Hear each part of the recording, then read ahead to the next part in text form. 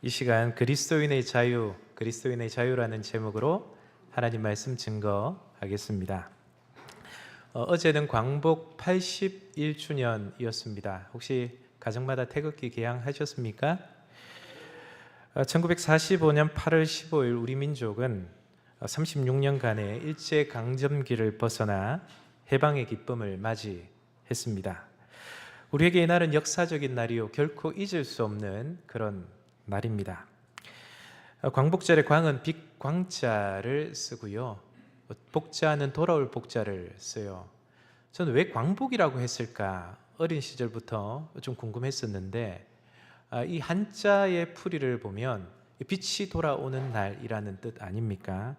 참 누가 지었는지 너무나 이름을 잘 붙였다라는 생각이 듭니다. 생각해보면 우리는 일본에 의해 영토와 주권만 빼앗긴 게 아닙니다. 우리 생존에 꼭 필요한 빛을 빼앗겼어요.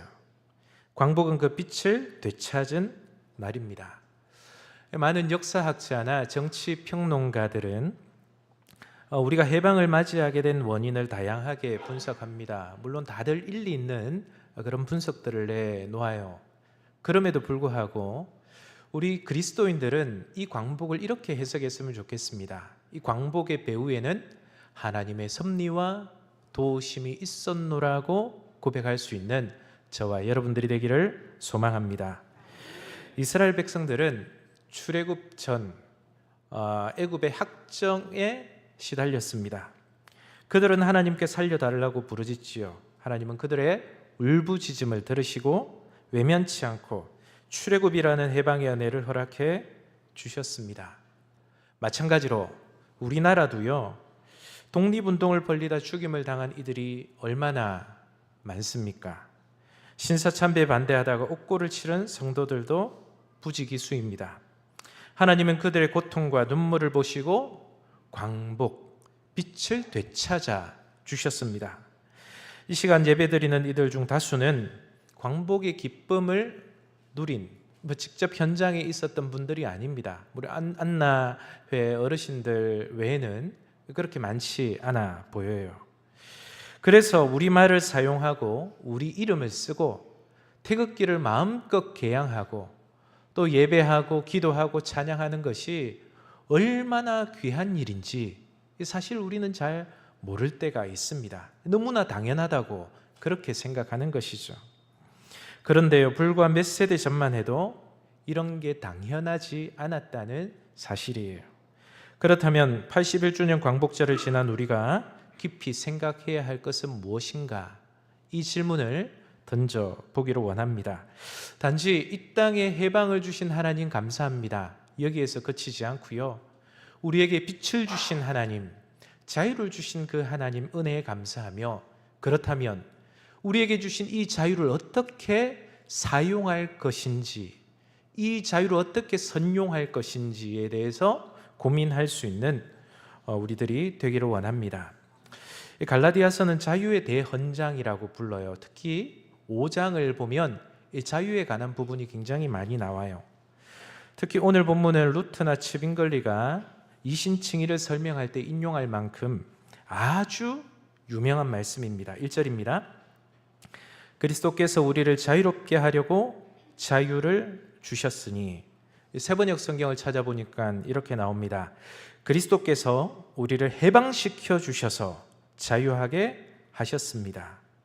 광복을 주신 이유가 뭐라고요? 우리를 자유하기 위해서 주셨다, 그 말씀입니다. 여기서 우리가 기억해야 할 것이 있습니다. 그게 뭐냐 하면 자유는요, 그냥 주어진 게 아니라는 거예요. 여러분, 가만히 아무런 노력도 없이 주어진 것이 아니라 누군가의 헌신과 누군가의 희생 속에서 우리가 누리는 이 자유를 허락받았다라는 사실입니다. 독립을 위해 자신의 전 재산을 내놓은 사람들, 가족을 떠나 타국에서 독립운동을 한 사람들도 있었습니다. 우리는요, 이 희생의 터 위에 자유를 누리며 살아가고 있습니다. 우리에게 잘 알려진 독립운동가 한 사람을 소개하려고 해요. 여러분, 많은 독립운동가를 아시겠지만 전 독립운동가이자 시인인 이육사 선생님을 소개하고자 합니다. 대구 삼덕교회 60주년 기념관 2층에 가보면요, 대구 형무소 역사관이 조성되어 있습니다. 어떻게 교회에 역사관이 있을까라고 생각할 수 있지만 그 자리가 대구 형무소 자리였어요. 그 형무소 자리를 교회에서 땅을 사서 매입하고 교회를 지었습니다. 죄인들을 모아놓은 그 형무소 자리에 교회가 세워진 것이죠. 참 의미 있는 일 아닙니까? 하나님의 기막힌 섭리라고 생각합니다. 대구 형무소는 1908년 대구부에 처음 설립된 뒤에 1910년 대구 중구 삼덕동에 이전했습니다. 대구광역시청 블로그를 제가 찾아보니까 대구 형무소에 관한 기록들이 조금 있어요. 여기에 2386명이 투옥됐고 그중에 216명이 순국했다고 합니다. 여러분, 이 규모가 어떤 규모냐 하면요, 서대문 형무소 아시죠? 이 서대문 형무소에서 독립운동가들이 얼마나 순국했냐면 195명이 죽었어요. 이보다 더 많은 숫자가 대구 형무소에서 순국했다는 얘기입니다. 여기 경북 안동 출신의 이육사가 수감되었는데요, 대구 형무소에서 그가 받은 수임 번호는 264번이었습니다.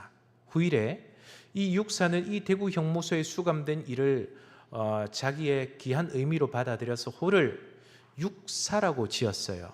그래서 이 육사라는 이 호를 자기의 이름으로 대체했습니다.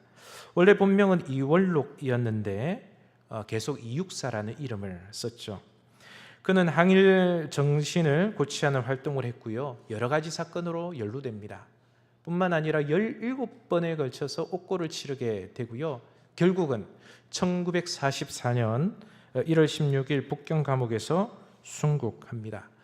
여러분, 이육사를 비롯한 수많은 이 독립운동가들이 꿈꾸는 세상이 어떤 세상이었을까요? 거창한 세상이었을까요? 그거 아닐 겁니다.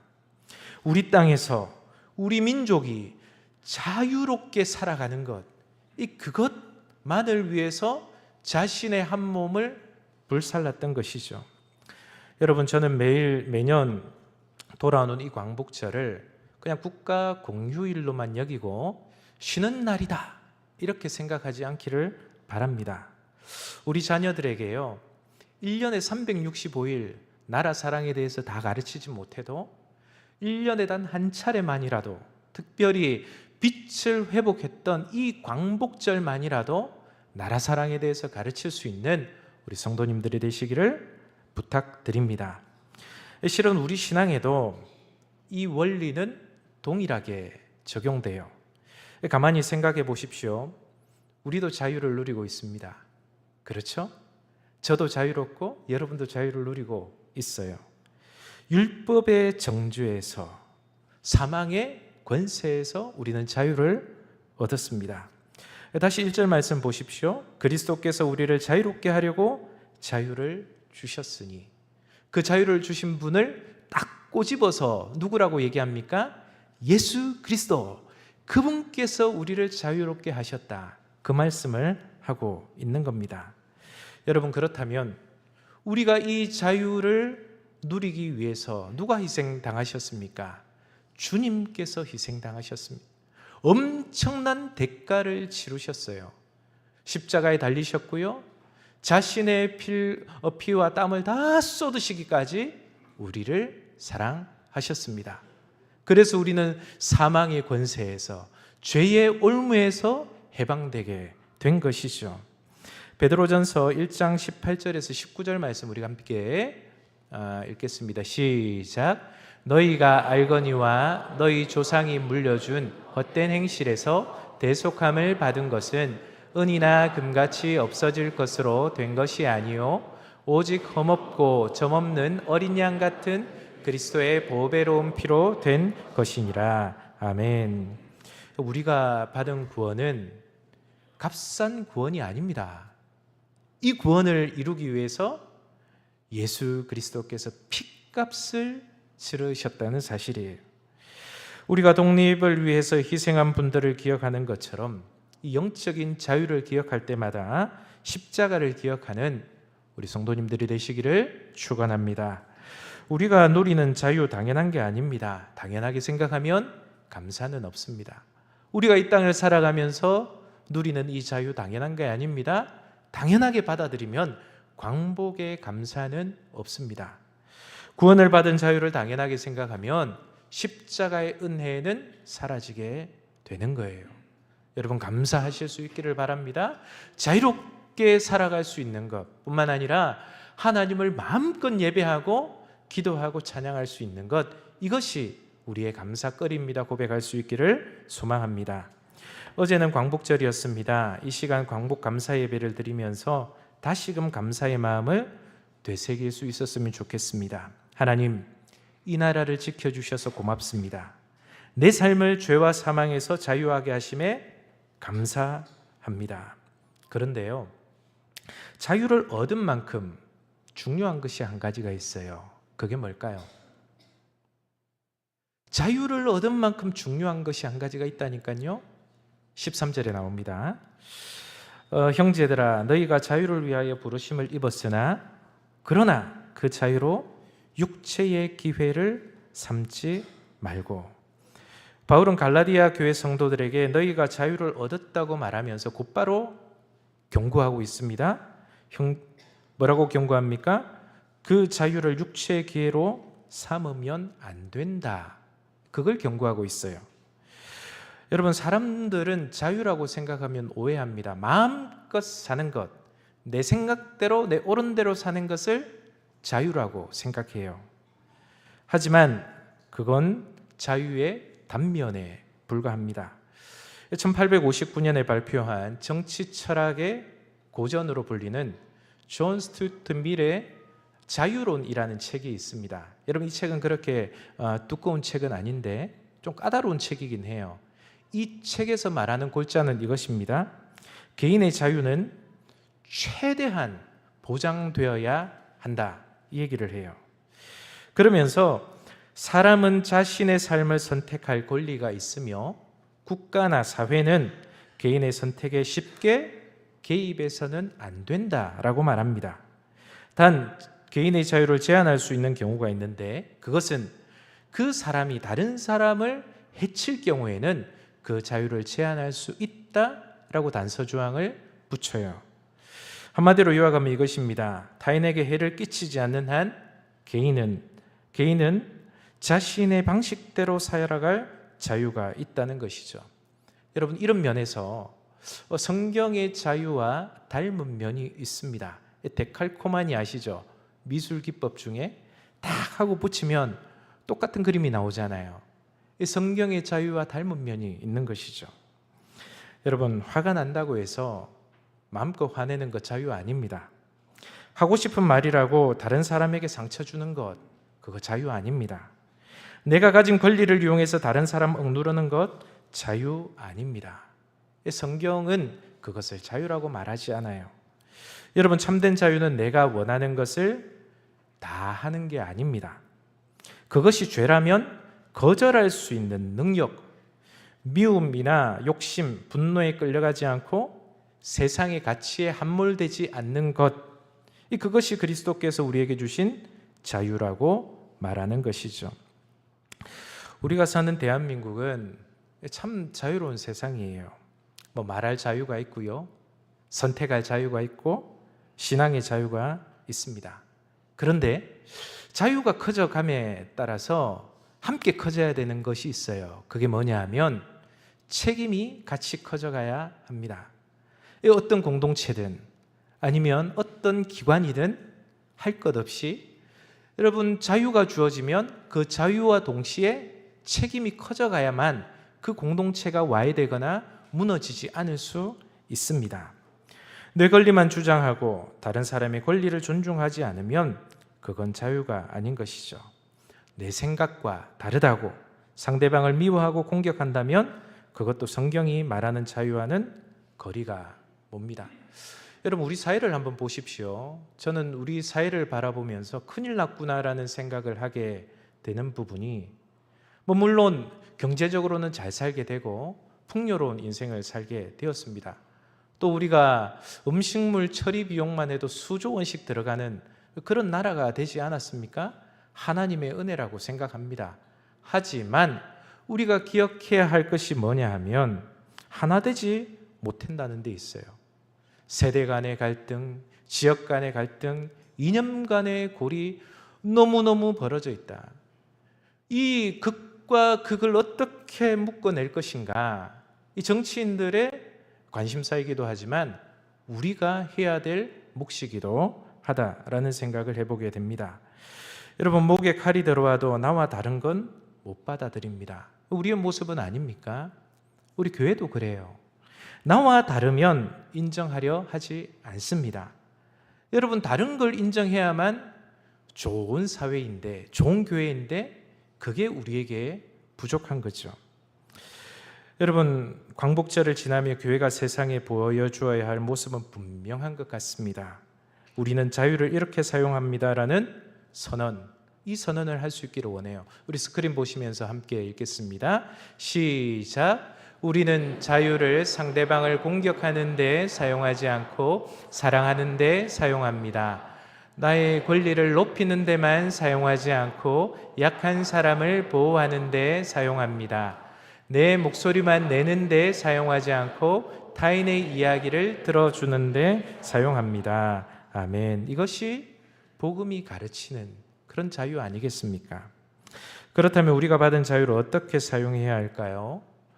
13절 하반절에 보니까 아주 놀라운 말씀이 들어있어요.